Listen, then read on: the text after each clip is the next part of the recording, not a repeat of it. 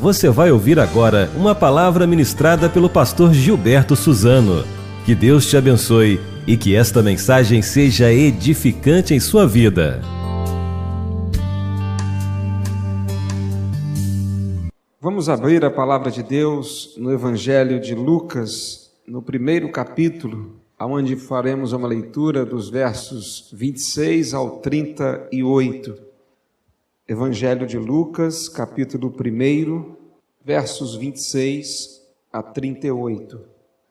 Nos diz da seguinte maneira: No 6º mês, o anjo Gabriel foi enviado por Deus a uma cidade da Galiléia chamada Nazaré, a uma virgem comprometida a casar-se com um homem chamado José, da descendência de Davi.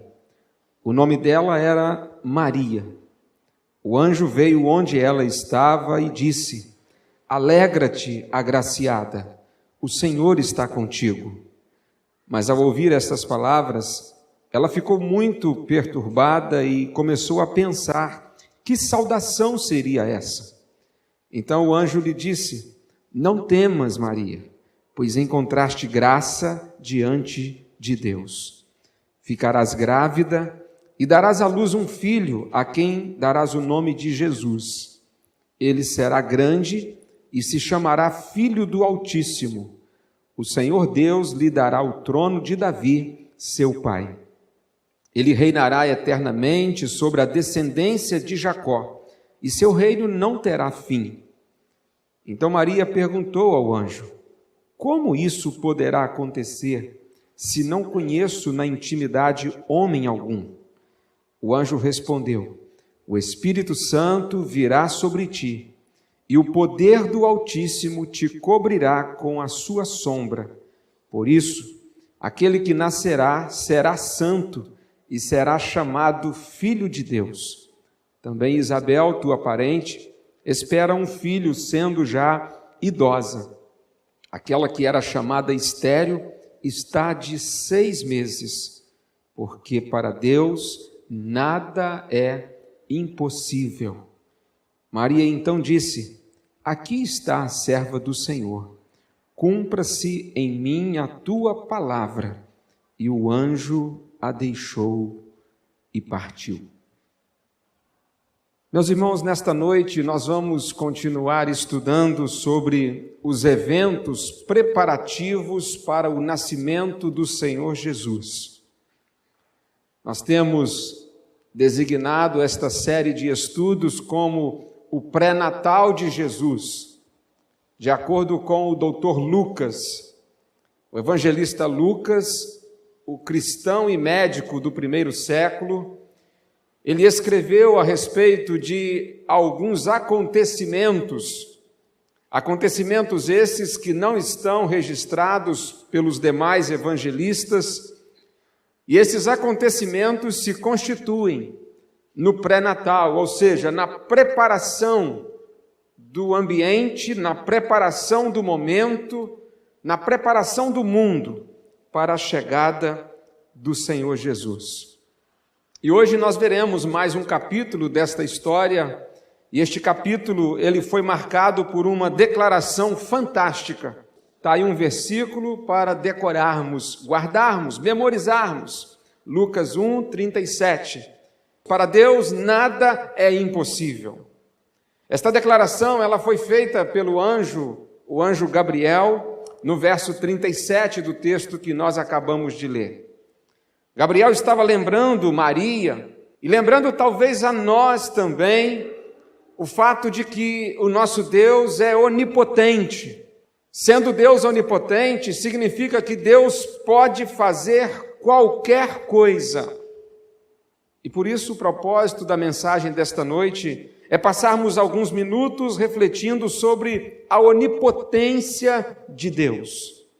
Pastor Hernandes Dias Lopes, ele disse que um dos problemas do cristianismo do século 21 é que nós não paramos o suficiente para pensar em quem é o nosso Deus. Às vezes nós estamos tão afoitos e estamos querendo tanto buscar coisas de Deus que paramos muito pouco ou nada para refletirmos, para pensarmos sobre quem é o nosso Deus. Eu convido os irmãos a examinarmos nesta passagem a manifestação do poder de Deus, conforme narrado pelo evangelista Lucas. E nós vamos começar olhando primeiramente para aquilo que vou chamar de uma visita poderosa. Os versos 26 a 30 nos fala a respeito de alguém que recebeu uma visita, mas não foi uma visita qualquer. O versículo 26 nos conta que o anjo Gabriel foi a uma cidade obscura da Galileia, chamada Nazaré, visitar uma jovem por nome Maria. Foi uma visita poderosa, eu repito. Foi uma visita poderosa pelo visitante. O visitante era ninguém menos do que Gabriel. Semana passada nós conversamos um pouco sobre este anjo. Este anjo que aparecera também a Zacarias no templo. Este anjo que a Bíblia diz que ele assistia lá no céu, na presença de Deus. Ele vem à terra, vem para fazer uma visita a Zacarias. E 6 meses depois, ele vai fazer uma visita a esta jovem chamada Maria. O versículo 27 nos diz alguma coisa sobre esta jovem. Diz que ela era uma virgem comprometida a casar-se com um homem chamado José, que era da descendência de Davi. A palavra comprometida aqui nesse texto, na tradução mais antiga, diz que Maria era desposada com José. Naquele tempo, esse acordo pré-nupcial que nós chamamos hoje de noivado, ele era um compromisso muito mais sério do que o noivado dos dias de hoje. Só para você ter uma ideia, alguém que estava nessa situação de Maria, noiva de uma pessoa para se casar, alguém que fosse noivo naquele tempo, vamos dizer assim, se rompesse esse noivado, se terminasse esse noivado, isso já era considerado um divórcio. Ainda que o casamento não tivesse acontecido de fato, mas o compromisso do casamento, o comprometimento, o acordo que já se tinha feito com o pai da noiva, levava a considerar esse noivado no mesmo peso de já um casamento. Maria estava noiva de José, mas era um compromisso bem mais sério do que o noivado, como vemos nos dias de hoje. Mas acreditamos que Maria não tinha mais do que talvez uns 15 anos de idade nesse tempo. 15 anos. Uma jovem, adolescente, deixando a adolescência para chegar à sua juventude. Está noiva de um jovem. E o versículo 28 diz que o anjo apareceu a Maria e disse algo para ela. Disse para ela: alegra-te, agraciada, o Senhor está contigo. A resposta natural na Bíblia, quando alguém via um anjo, normalmente era sentir medo. E não foi diferente com Maria. O verso 29 diz que Maria, ao ouvir essas palavras, ela ficou muito perturbada. Então Gabriel deu um pouco mais de informação. No verso 30, o anjo Gabriel disse: não temas, Maria, pois encontraste graça diante de Deus. Meus irmãos, é muito importante o que está aqui no verso 28 e também no verso 30 novamente. A ideia aqui que Lucas registrou muito bem da fala do anjo Gabriel a Maria era o seguinte: Maria, você foi agraciada com um privilégio especial. Você foi agraciada, encontraste graça diante de Deus. É importante frisarmos bem essa informação dada pelo anjo. Alegra-te, agraciada, encontraste graça. Por que é tão importante nós ressaltarmos o que se diz aqui a respeito de Maria como sendo alguém agraciada, alguém que encontrou graça diante de Deus. Por que é importante destacarmos isso? Existe uma boa razão para darmos uma ênfase a esse fato. Apesar dos católicos dizerem Ave Maria, cheia de graça, eles a consideram historicamente como uma mulher perfeita, sem pecado algum, o que não é verdade. A doutrina católica defende a ideia de que Maria não foi uma pecadora, defende a ideia de que houve a Imaculada Concepção. Imaculada, a ideia é exatamente alguém sem pecado. Porém, Maria era pecadora, sim. Pode ter sido talvez a menos pecadora de sua época. Mais à frente, quando Maria visitou Isabel, sua prima, Isabel elogiou Maria, dizendo para ela: bendita és tu entre as mulheres, e bendito é o fruto do teu ventre. Diante das palavras de Isabel, Maria respondeu com um louvor a Deus, dizendo: a minha alma engrandece ao Senhor, e o meu espírito exulta em Deus, meu Salvador, porque deu atenção à condição humilde de sua serva. A partir de agora, todas as gerações me chamarão bem-aventurada, porque o poderoso fez grandes coisas para mim, o seu nome é santo. Maria não foi escolhida porque ela merecia, mas o anjo deixa muito claro que ela foi agraciada, ela foi alvo da graça, encontraste graça diante de Deus. Ela não merecia porque era pecadora, tal qual eu e você. E quando Maria aqui responde para Isabel, nesse cântico de exaltação em louvor a Deus, é interessante que Maria, ela diz: a minha alma engrandece ao Senhor. Maria não se auto-engrandeceu, Maria não se auto-exaltou, mas ela reconheceu que abrigar em seu ventre Jesus, o Salvador, era simplesmente fruto da graça de Deus.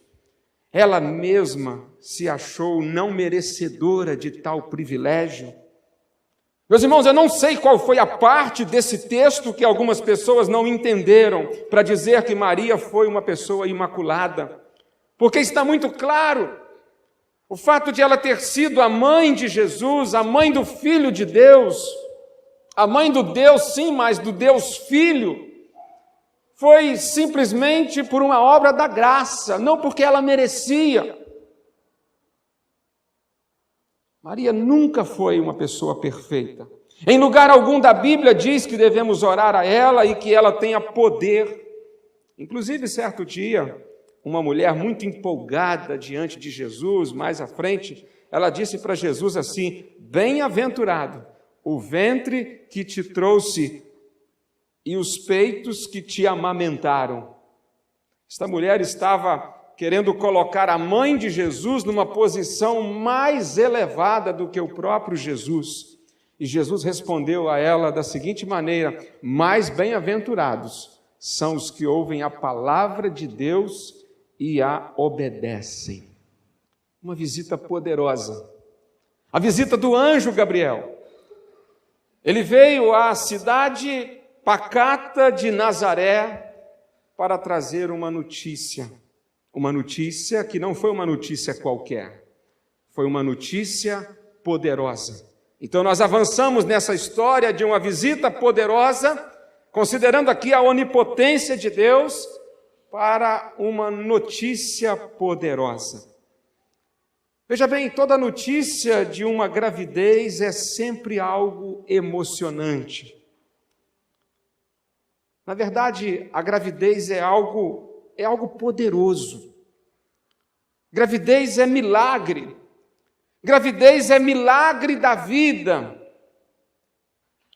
Por isso que toda gravidez, em qualquer circunstância, é sempre uma notícia uma notícia poderosa, uma notícia emocionante, uma notícia de um milagre, o milagre da vida.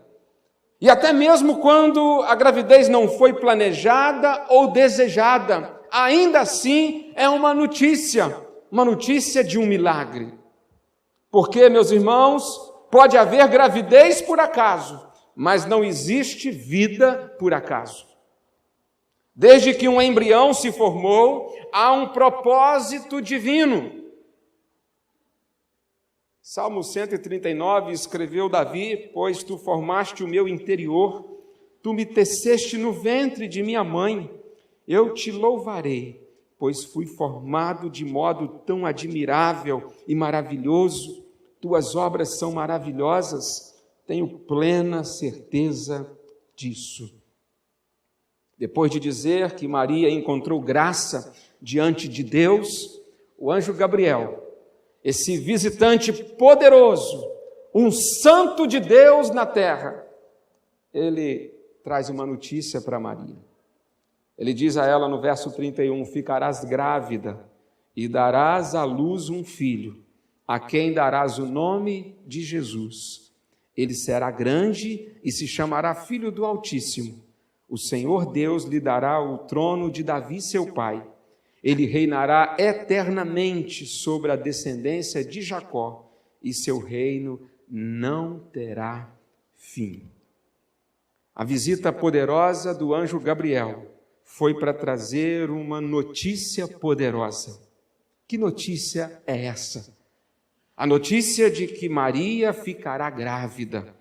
Maria dará à luz um filho. Irmãos, nós sabemos que há uma complexidade nessa notícia. Maria é uma jovem de 15 anos. Maria é uma jovem virgem. Como alguém temente a Deus, Maria tinha consciência e ela sabia, preservava-se, guardava-se, porque ela entendia que o sexo é aquilo que a Bíblia diz, deve ser reservado para o casamento. Maria sabe muito bem disso. E Maria não pensava que o bebê vinha de avião ou com a cegonha. Então, sim, há uma complexidade nessa notícia. Mas, de qualquer forma, Gabriel diz que ela ficará grávida. E, com certeza, não será através de uma prática sexual antes do tempo. É uma notícia poderosa.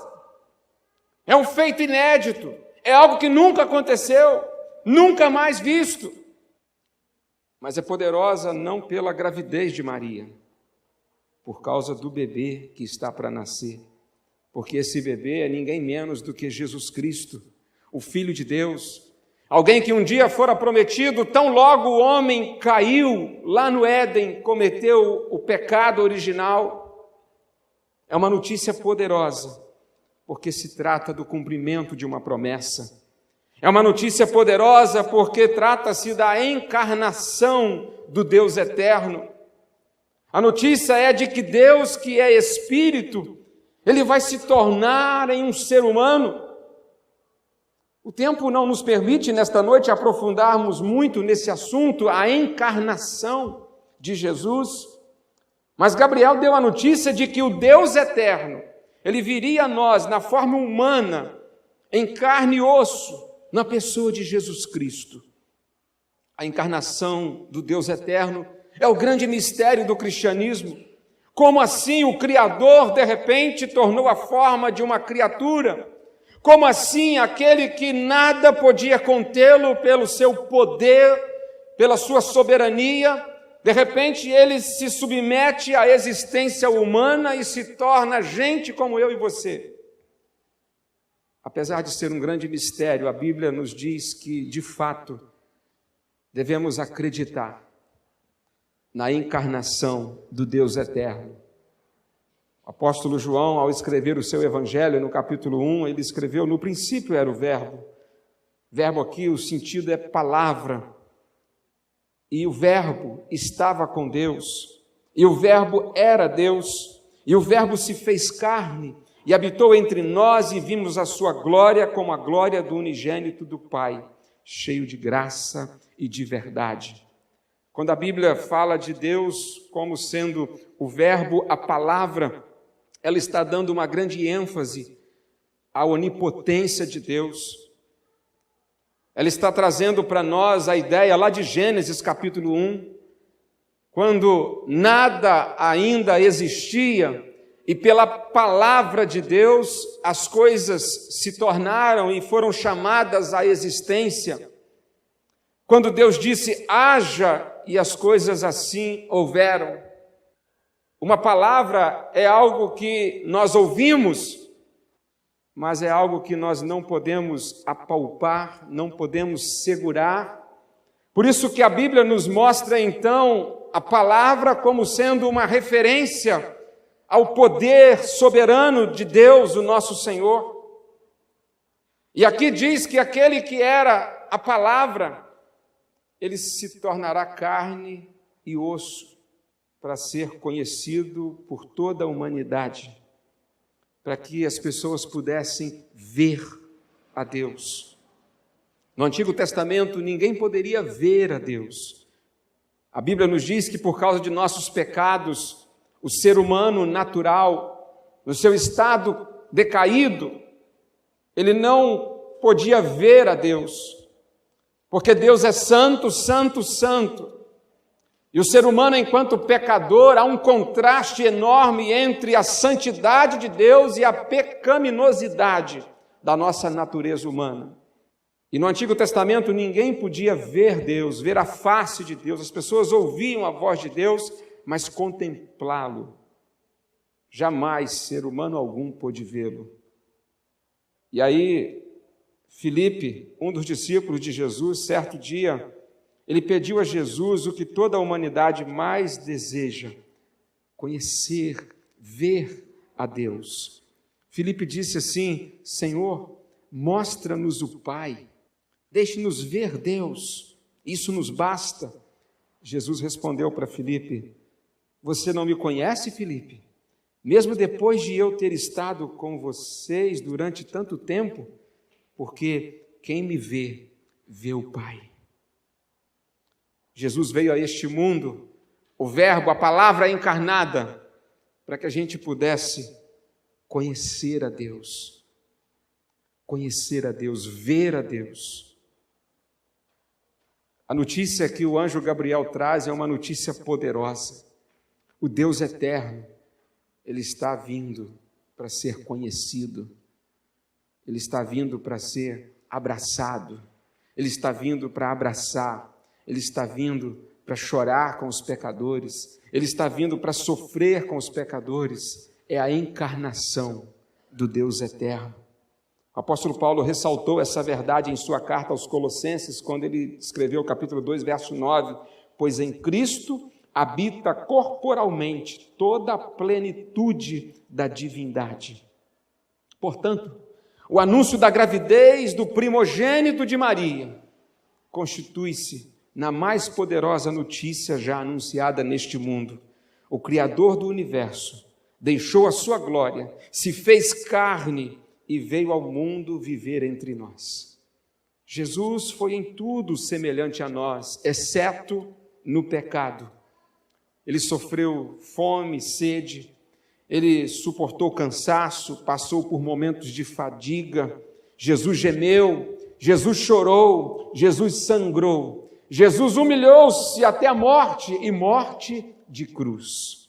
O Filho do Altíssimo, concebido pelo Espírito Santo no ventre de uma virgem, nasceu pobre, numa família pobre, em uma cidade pobre. Em Belém ele ouviu dos lábios dos pastores os louvores. Quando morreu em Jerusalém, ele recebeu da boca dos malfeitores o cuspe. Quando ele nasceu, lhe deram ouro, incenso e mirra. 33 anos depois, lhe deram uma cruz, os cravos e um jarro de vinagre. O anjo veio dar essa notícia poderosa para Maria: ficarás grávida e darás à luz a um filho, a quem darás o nome de Jesus. Pensamos sobre uma visita poderosa, uma notícia poderosa, e agora vem uma explicação poderosa dos versos 34 ao 38. O verso 34 nos diz que Maria pediu ao anjo uma explicação. Isso é muito comum a nós. Nós às vezes temos dificuldade para entender coisas espirituais e queremos explicações. Às vezes Deus nos dá algumas explicações, mas nem sempre. E no caso de Maria aqui, ela faz uma pergunta para o anjo Gabriel: como isso poderá acontecer? Diferente de Zacarias, meus irmãos, a pergunta de Maria não teve a ver com a dúvida, que foi o caso de Zacarias. Mas a pergunta de Maria teve a ver com a maneira como isso aconteceria.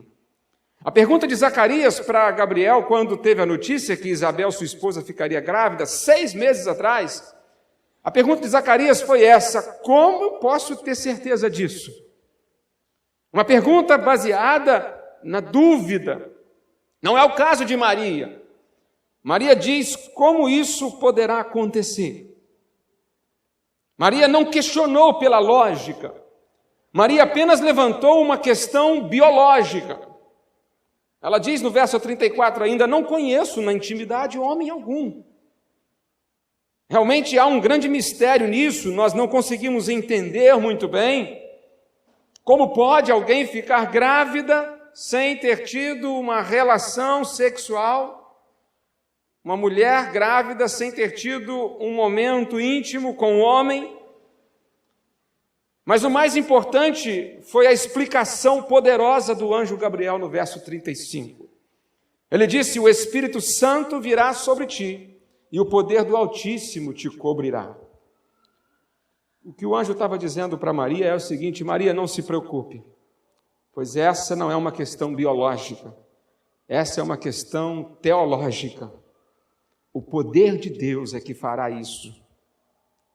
E o anjo completou: por isso, aquele que nascerá será santo e será chamado Filho de Deus. Meus irmãos, devemos tentar imaginar um pouquinho o filme que passou na cabeça de Maria nessa hora. Eu creio que pode ter havido um período de silêncio enquanto Maria tentava entender tudo isso. Uma jovem de 15 anos, noiva de um moço chamado José, recebe na sua casa, no momento em que ela está só, a visita de um anjo, o anjo Gabriel, que diz a ela que ela está grávida e vai dar à luz a um filho, a quem deve dar o nome de Jesus. Ela pergunta: como isso poderá acontecer se eu não conheço na intimidade homem algum? O anjo diz: o Espírito Santo virá sobre você. Maria tentava entender tudo. Como será? Como dar essa notícia para José? Como conversar a respeito disso com os meus pais? O que as minhas amigas vão dizer? Será que as pessoas vão acreditar que realmente eu não fiz aquilo que não se deve fazer antes de se casar? Será que as pessoas vão acreditar na minha virgindade? Será que a minha mãe vai pedir para fazer um exame para conferir se realmente eu ainda sou virgem? Será que alguém vai tentar fazer um teste de DNA para poder saber quem é o pai dessa criança? Como tudo será? Enquanto Maria estava nesse período de silêncio, talvez pensando nessas coisas, o anjo Gabriel interrompe e deu mais uma notícia no verso 36. Também Isabel, tua parente, espera um filho sendo já idosa. Aquela que era chamada estéril está de 6 meses. Maria não sabia que Isabel estava grávida. Apesar de Isabel estar grávida há 6 meses, mas nós vimos semana passada que Isabel escondeu a sua gravidez. Quem se lembra por quantos meses? 5 meses. Isabel escondeu a sua gravidez, sabe lá Deus por quê, durante 5 meses. E agora no 6º mês da gestação de Isabel é que o Gabriel vem conversar com Maria. Então Maria ainda não sabia. Não sabia porque era recente que Isabel tornara público, não moravam na mesma cidade, era recente que as pessoas começaram a tomar conhecimento que Isabel, a estéril, esposa de Zacarias, que também já era avançada em idade, estava grávida. E naquele tempo não se tinham as redes sociais, não tinha ainda dado tempo da notícia chegar até Maria. Olha, sua prima, lembra dela, aquela idosa, estéril, esposa do Zaca, então está grávida. Maria ainda não sabe, e ela fica sabendo agora da boca do anjo Gabriel. O anjo contou e logo em seguida ele fez a declaração que resume o poder de Deus em tudo o que está acontecendo na preparação para o Natal. Porque para Deus nada é impossível. O mesmo Deus que fez com que Isabel, estéril e idosa, ficasse grávida, ele faria com que Maria, uma jovem virgem, também engravidasse.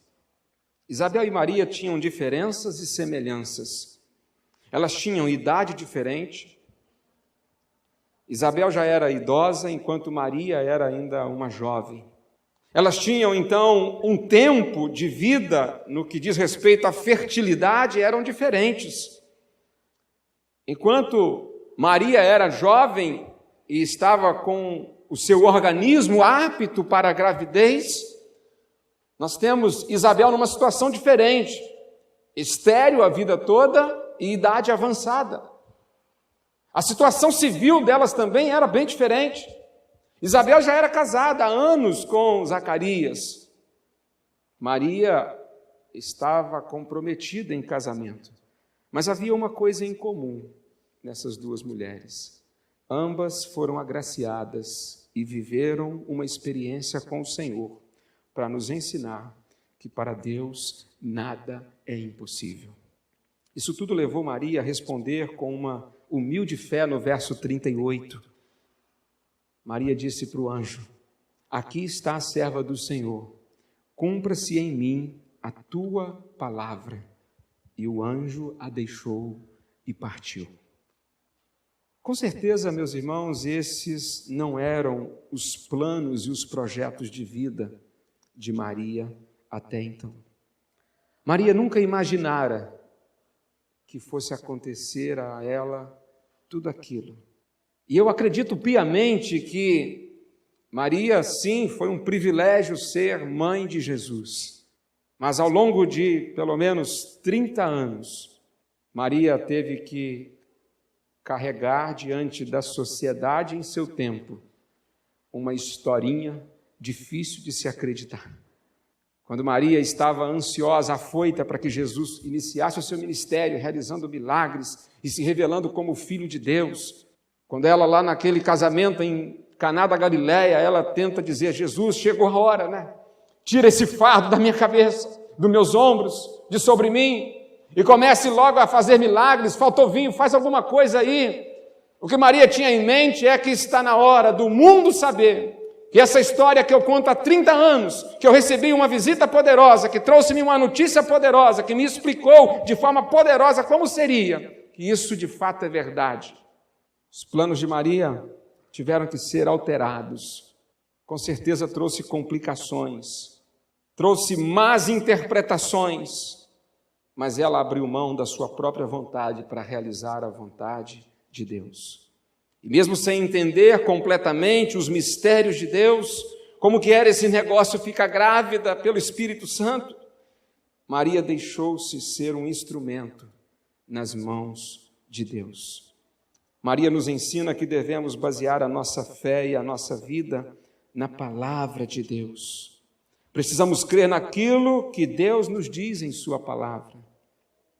E esta é a resposta que Deus deseja de cada um dos seus filhos: cumpra-se em mim a tua palavra. Cumpra-se em mim a tua palavra. Meus irmãos, este foi mais um capítulo na preparação para a chegada de Jesus ao mundo. Esse capítulo se resume simplesmente nessa grande verdade: para Deus nada é impossível. Em meu estudo esta semana, eu anotei algumas afirmações a partir desta verdade. E eu gostaria de compartilhar com os irmãos algumas afirmações que brotaram a partir desta verdade, de que para Deus nada é impossível. E a minha oração é que elas sejam úteis à sua vida no seu dia a dia. E eu gostaria de, primeiramente, afirmar a você que, porque para Deus nada é impossível, não há nada tão difícil que não possa ser feito. Não há nada tão difícil que não possa ser feito.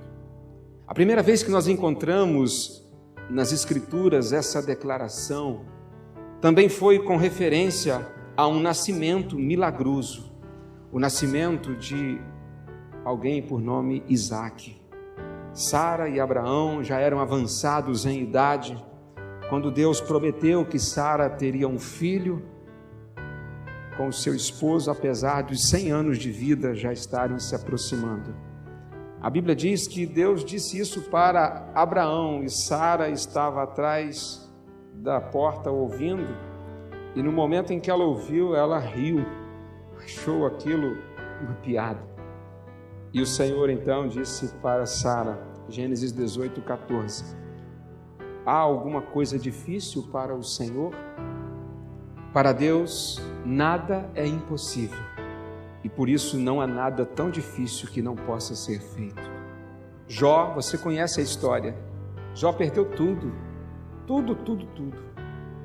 só não perdeu a sua vida e a sua fé. Jó perdeu os seus 10 filhos, Jó perdeu o seu casamento, Jó perdeu a sua família, Jó perdeu a sua saúde e perdeu também todos os seus bens. Faliu, perdeu tudo. Capítulo 42, verso 2, ele diz o seguinte: bem sei eu que tudo podes, e nenhum dos teus pensamentos pode ser impedido.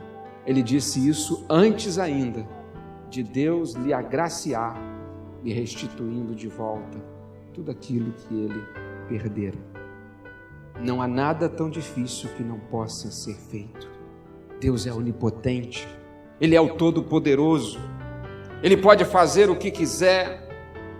Pela palavra dele, Ele chamou toda a criação à existência, o céu, a terra, o mar, as plantas, os animais, e Ele continua sustentando toda a criação.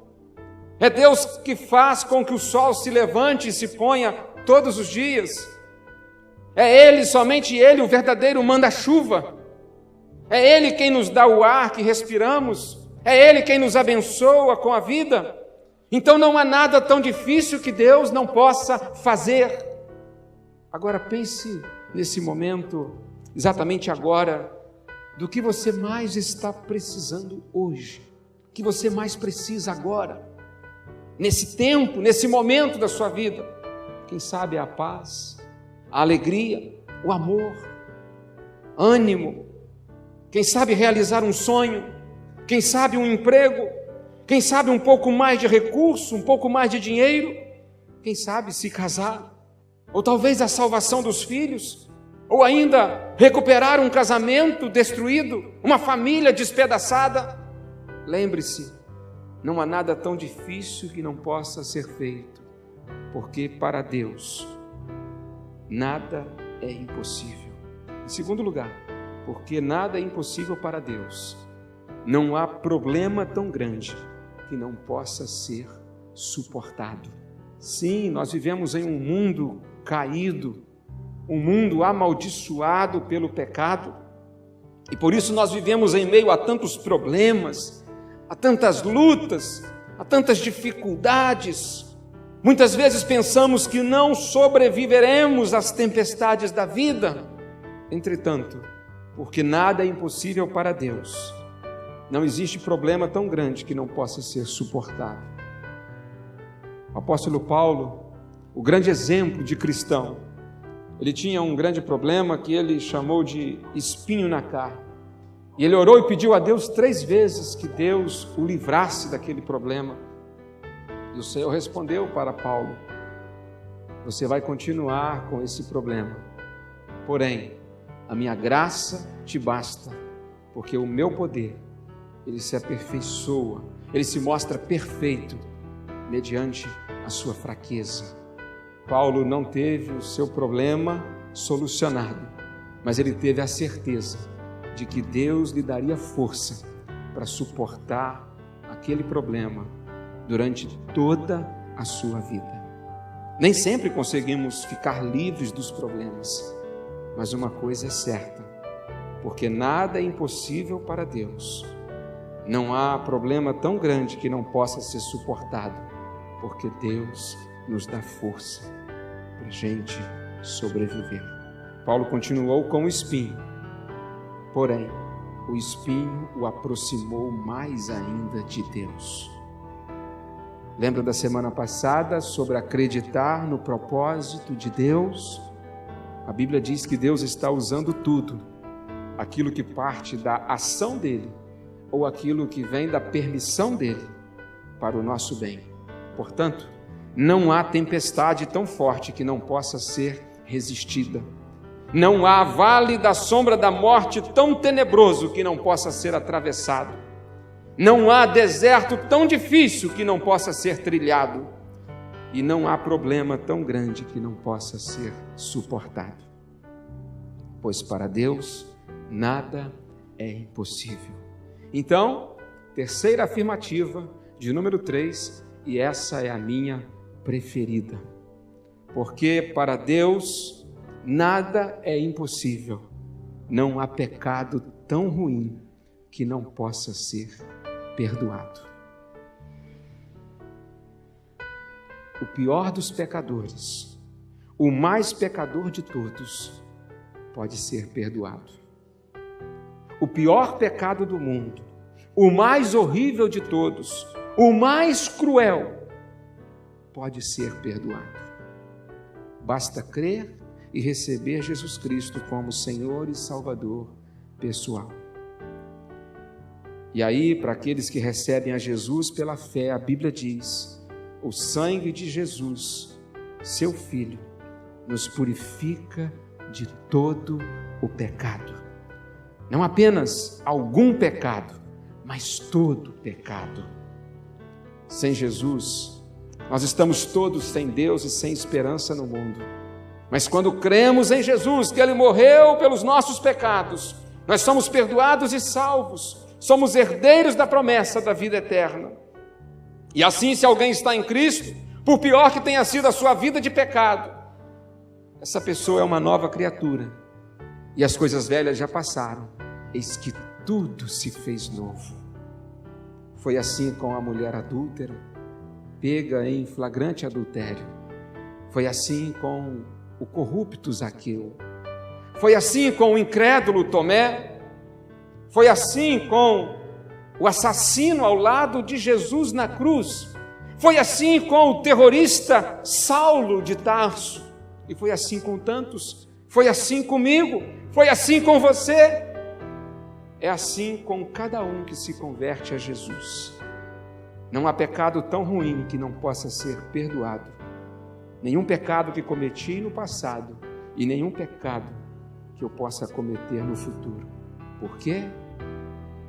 Porque para Deus nada é impossível. Quero convidá-lo nesta noite a crer nesta palavra. É a palavra de Deus. Para Deus nada é impossível. Que situação você está vivendo hoje que aos seus olhos parece impossível? Qual a sua necessidade? Hoje que tem sido impossível aos olhos humanos. Talvez seja recuperar um novo ânimo. Talvez seja perdoar alguém. Talvez seja esquecer um acontecimento ruim do passado. Talvez seja a restauração do casamento. Talvez seja a salvação do esposo. Quem sabe a volta dos filhos para a presença do Senhor. Ou ainda pode ser que seja a realização de um sonho. Algo que tem parecido impossível. A palavra de Deus nos diz: entrega teu caminho ao Senhor, confia nele e o mais ele fará. Descansa no Senhor e espera nele, porque ele é o Deus Todo-Poderoso, ele é o Deus Onipotente. J.C. Ryle disse que a fé nunca descansa tão calma e pacificamente como quando repousa a sua fronte no travesseiro da onipotência de Deus. Não é fácil, meus irmãos, entregar o nosso caminho, a nossa vida, os nossos sonhos, os nossos problemas nas mãos de Deus. Mas entregue tudo, pois Ele é poderoso para cuidar de tudo em nossa vida. O que não podemos fazer, Ele pode. Ele pode restaurar a nossa sorte.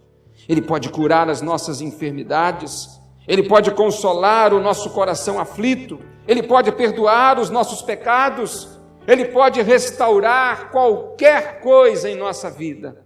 Ele pode conceder qualquer sonho que a gente tenha, quando eles não entram na contramão da vontade dele para a nossa vida. Deus é onipotente, para Deus nada é impossível. Quero chamar o Ministério de Louvor para estar conosco. E eu queria fazer um convite nesta hora a você. Será que existe algo em sua vida que você tem considerado talvez impossível, difícil demais, e você gostaria de nesta noite entregar isso nas mãos do Senhor, entregar isso aos cuidados de Deus, porque nada é impossível para Ele. Entregar os seus planos, entregar as suas necessidades, entregar os seus anseios, entregar os seus problemas, entregar aquilo que você tem desejado e tem buscado como sendo uma necessidade para esse tempo. Entregar talvez, quem sabe, o medo, a dúvida, entregar aquilo que só Deus pode fazer, entregar nas mãos dele. Se você tem algo que você tem visto como impossível, seus olhos não têm conseguido visualizar, mas se você gostaria de entregar isso nas mãos do Senhor nesta noite, eu queria convidar você a ficar em pé onde você está. Se existe algo que você deseja colocar diante do Senhor nesta noite como sendo algo impossível aos seus olhos, algo muito difícil, mas você quer nesta noite dizer: eu entrego ao Senhor, eu quero colocar em tuas mãos, porque eu sei que o Senhor fará o melhor, eu sei que nada é impossível para ti, e eu sei que o Senhor me ama, eu sei que de alguma forma a resposta que o Senhor me der, ela será a melhor para a minha vida.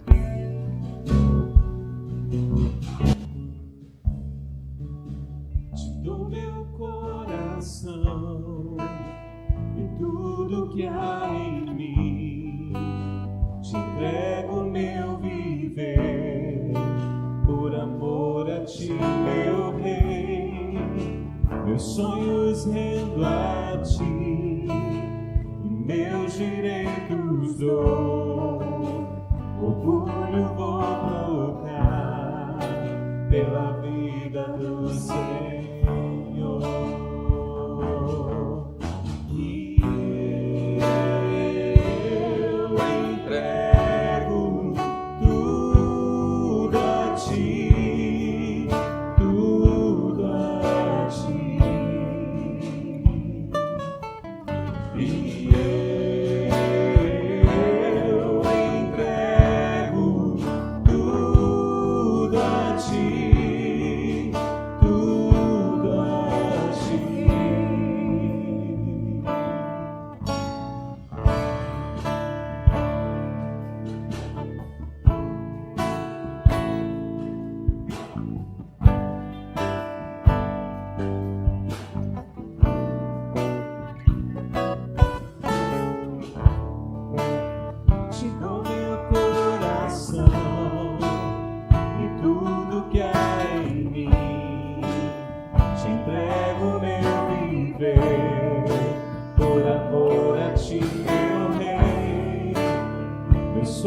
mesmo a ti, e meus direitos dou, orgulho vou trocar pela vida do Senhor.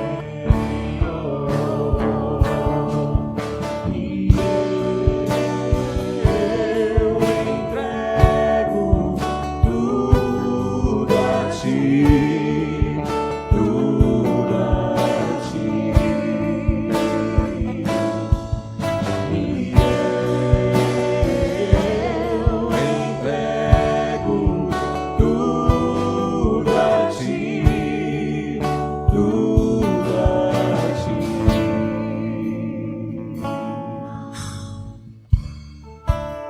Eu canto esta canção, te entrego a ti, Jesus, o que o mundo dá, eu deixo aos pés da cruz, por conhecer a ti, no nome da louvor, sentir tua alegria, partilhando tua dor. E eu entrego tudo a ti, tudo a ti. E eu entrego tudo a ti, tudo a ti. E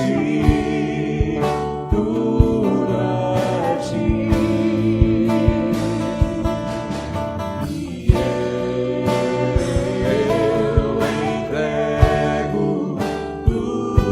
tudo a ti.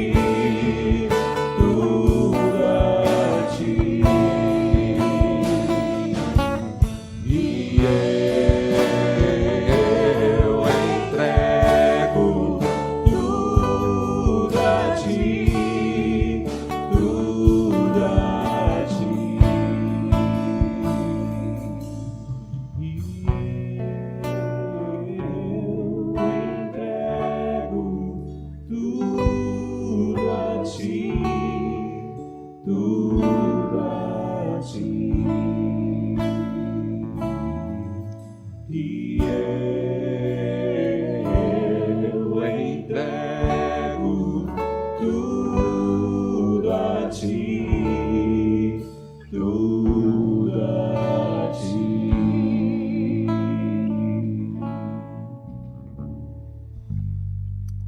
Ó Deus, nós estamos nesta noite diante da Tua palavra, que nos revela que para Ti nada é impossível.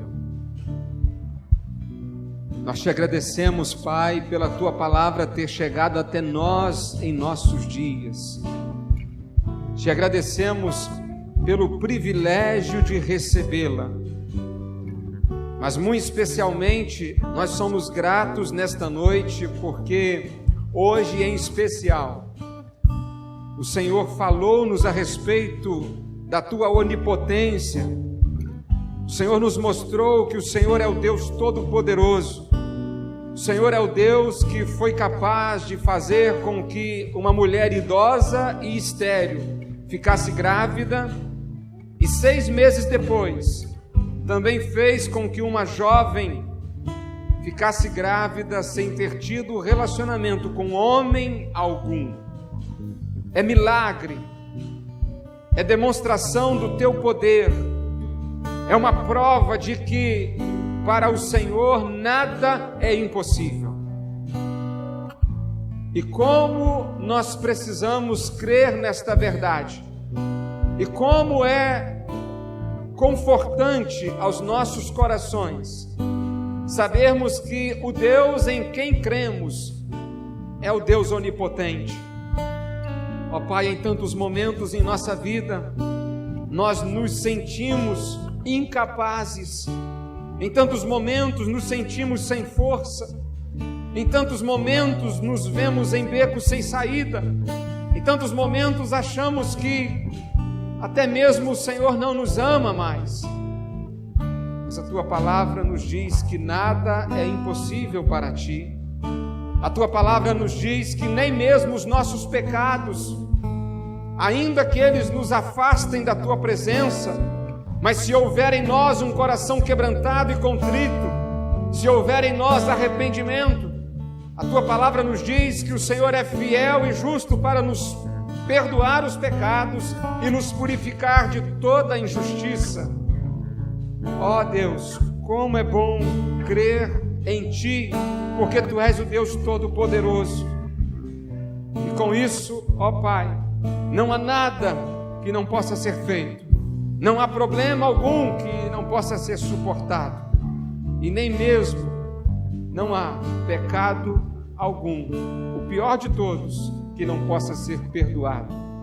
E aqui estamos nós nesta noite, estamos recebendo a Tua palavra, e pedimos a Deus por cada um de nós que aqui estamos. O Senhor conhece a situação de cada um. Talvez alguém adentrou nesse templo hoje ainda sem um compromisso com a Tua palavra, sem um compromisso contigo, mas que nesta noite possa ter sido confrontado, e assim, ó Deus, ao ouvir a Tua palavra, possa ter gerado fé, porque a fé vem pelo ouvir e o ouvir a palavra de Deus. E que tal pessoa possa sair daqui nesta noite com um coração transformado, com a semente da Tua palavra, já produzindo assim alguns primeiros frutos para uma vida cristã. Pai, Te pedimos também por tantos de nós que vivemos às vezes situações difíceis em nossa vida, situações que aos nossos olhos parecem impossível, mas nós entregamos tudo em Tuas mãos. Entregamos, Senhor, os nossos medos, entregamos os nossos questionamentos, entregamos as nossas dúvidas, entregamos, Senhor, os nossos fracassos, entregamos as nossas decepções, entregamos os nossos problemas, as nossas lutas, colocamos tudo, a Deus, em Tuas mãos, na confiança de que o Senhor tem poder para cuidar de nossa vida. O Senhor pode realizar toda e qualquer coisa. Ó Pai, muito obrigado pelo Teu poder que a nós se manifesta através da Tua palavra nesta noite. Abençoe cada um de nós e, ó Deus, que a cada dia possamos viver confiantes de que para Ti nada é impossível. Dê-nos uma boa semana e até o nosso próximo encontro aqui no templo. É a oração que fazemos no nome de Jesus. Amém. Amém.